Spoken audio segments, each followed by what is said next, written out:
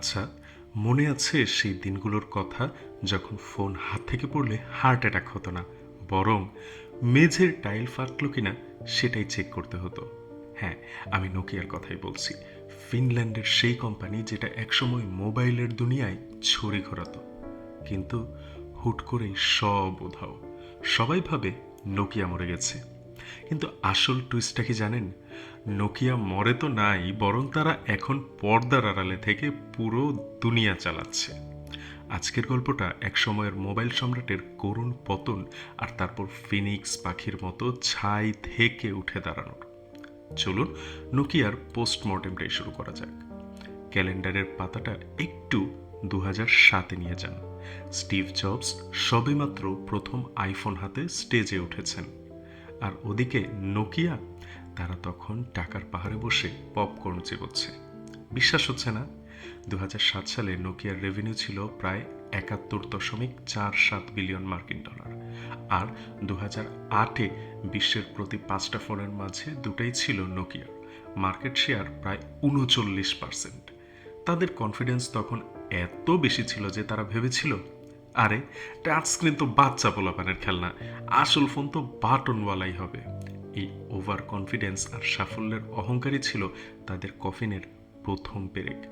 সমস্যাটা আসলে হার্ডওয়্যারে ছিল না, নোকিয়া হার্ডওয়্যারে ছিল বস। সমস্যাটা ছিল এদের মগজে, মানে সফটওয়্যারে। অ্যাপল আর অ্যান্ড্রয়েড যখন ইকোসিস্টেম আর অ্যাপ স্টোর নিয়ে ব্যস্ত, নোকিয়া তখন তাদের সিম্বিয়ান অপারেটিং সিস্টেমকে লাইফ সাপোর্ট দিয়ে বাঁচিয়ে রাখার চেষ্টা করছিল। সিম্বিয়ান ছিল স্লো এবং ব্যবহার করাটাও ছিল বেশ কঠিন। আর ঠিক তখনই এন্ট্রি নিলেন নোকিয়ার নতুন সিইও স্টিফেন ইলভ। 2011 সালে তিনি এক ঐতিহাসিক মেমো লিখলেন, বার্নিং প্ল্যাটফর্ম। তিনি বললেন, আমরা এক জ্বলন্ত প্ল্যাটফর্মে দাঁড়িয়ে আছি, আমাদের লাভ দিতে হবে। ভাইরে, এটা ছিল কর্পোরেট ইতিহাসের অন্যতম সেরা সেলফ গোল। আপনি নিজেই যদি বলেন আপনার প্রোডাক্ট জ্বলন্ত প্ল্যাটফর্ম, তাহলে কাস্টমার কি সেটা কিনবে? সবাই দৌড়ে গিয়ে তাই আইফোন আর স্যামসাং কিনল। নোকিয়ার বিক্রি ধপাস করে পড়ে গেল। এরপরের ঘটনাটা অনেকটা সিনেমার মতো। নোকিয়া দেখল জাহাজ ডুবছে। তারা কি করলো? ডুবন্ত জাহাজের ইঞ্জিনটা, মানে মোবাইল ব্যবসা, 2014 সালে মাইক্রোসফটের কাছে বেচে দিল প্রায় 5.44 বিলিয়ন ইউরোতে। প্রায় 32,000 কর্মী মাইক্রোসফটে স্থানান্তরিত হয়। সবাই বলল নোকিয়া শেষ, কিন্তু আসলে নোকিয়া এই ব্যাপারে ছিল জিনিয়াস। তারা তাদের লোকসানি ব্যবসা মাইক্রোসফটের ঘাড়ে গুছিয়ে নিজেরা মুক্তি পেল। আর মাইক্রোসফট তার ওই ব্যবসা কিনে পরে $7.6 বিলিয়ন লস খায়। মানে নোকিয়া আক্ষরিক অর্থেই নিজেদের আবর্জনা বিক্রি করে দিয়ে ক্যাশ টাকা পকেটে ভরেছিল। ফোন বিক্রি করে দেওয়ার পর নোকিয়া কিন্তু বসে থাকেনি। তারা তাদের পুরনো প্রেম নেটওয়ার্কিং এবং টেলিকম ইনফ্রাস্ট্রাকচারে ফিরে গেল। তারা ফরাসি আমেরিকান টেলিযোগাযোগ সরঞ্জাম সংস্থা অ্যালক্যাটেল লুসেন্টকে 15.6 বিলিয়ন ইউরোর বিনিময়ে কিনে নিল এবং অ্যালক্যাটেল লুসেন্টের আইপি রাউটার এবং অপটিক্যাল রিট্রান্সমিশন প্রযুক্তিগুলো নোকিয়ার ওয়্যারলেস পণ্যগুলোর সাথে যুক্ত হয়ে গেল। ফলাফল, 2016 সালের প্রথম 3 মাসে রাজস্বের বৃদ্ধি ছিল 69% থেকে 114% পর্যন্ত।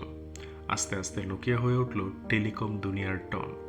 স্ট্যান্ডার্ড এসেনশিয়াল পেটেন্ট অর্থাৎ এসিপি লাইসেন্স খাটিয়ে কোম্পানিটি সম্প্রতি Apple, Samsung, Huawei, Oppo, Vivo এবং অনার সহ প্রায় সকল প্রধান স্মার্টফোন প্রস্তুতকারকের সাথে পেটেন্ট লাইসেন্স চুক্তি নবায়ন শেষ করেছে। এর ফলে 2030 সাল পর্যন্ত প্রতি বছর 800 মিলিয়ন ইউরোর বেশি চুক্তিবদ্ধ রাজস্ব নিশ্চিত হয়েছে বলে আশা করা যায়।